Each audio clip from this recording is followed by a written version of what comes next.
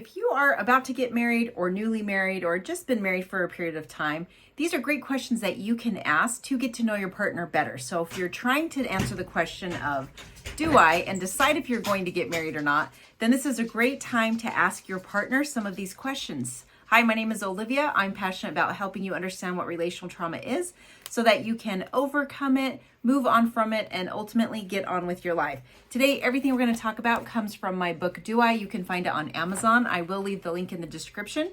We're going to look at page 35. So this is another set of questions that you can ask your partner so that you can get to know them better. And it's important because we know that we take with us into relationships where we came from. So understanding your partner and where they came from better is going to help you be more patient, more understanding, and also more mindful of what to watch for that you don't want and how to have conversations about what it is you both want so that you can be more on the same page or decide if ultimately this is not what we want before you say I do, hopefully. Okay, so here is a question. It comes from page number 35 from the book, Do I? And it's thinking about your parents' marriage. So if your parents were not married, then whoever your parent had a partner with, you can think of any of their partnerships that they have and what you saw. This is sort of like an imprint for a relationship that you would have been exposed to that laid some foundation and groundwork, and you want to look at it because maybe you don't like it, or maybe there are pieces that you love. Maybe you loved the whole thing and you want to try to have as much of what they had in your relationship. Or maybe you have bits and pieces you want to take, or you want to scrap the whole thing and start over. It's just really looking at it and talking about it with your partner. So the first one is thinking back to watching your parents or whoever, whatever parent you lived with, had a relationship with whatever partner at different times in your life maybe. What did your mother and father show you the role of a wife was, or the role of a woman in the home? So that could be lots of things. Maybe they were the nurturers. Maybe they were the caretakers. Maybe they did all the cooking and cleaning and shopping, or maybe they worked. Maybe your mother was not in your home. And so you learned the role of a wife and mother is absence. Maybe you learned, the mother's always gone. That's her role. That's her job. She leaves. Or maybe it's, she doesn't talk. Maybe it's she's the one who plans everything. So anytime you have roles, you're going to have rules, and then you're going to have expectations. So you want to be mindful of what was the role you were taught, what were the rules that went with that, and what are the expectations because of it, and ultimately, do you like it? You may not like it, and you know what? You don't have to. If you don't like it, you get to decide the marriage that you both are going to have together. So you really want to look at what did your mom, if she was present, show you a woman's role in the home was, and what did your father show you, if he was in the home, the role of a woman or a wife was. Same thing, maybe there were other partners. What did any of the people that were raising you show you the role of a woman is?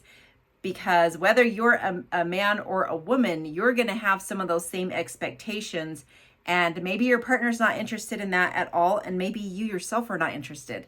Okay, so here's the next one. Same rules apply. What did your father and mother show you the role of a father or a man is in the home?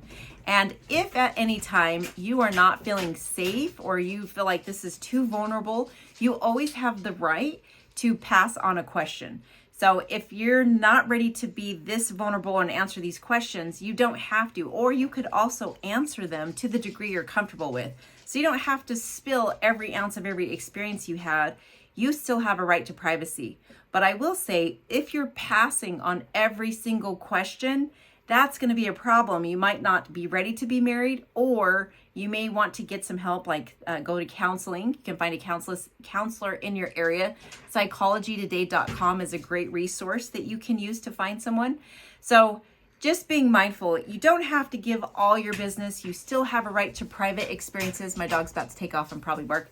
I couldn't catch him. He was too fast.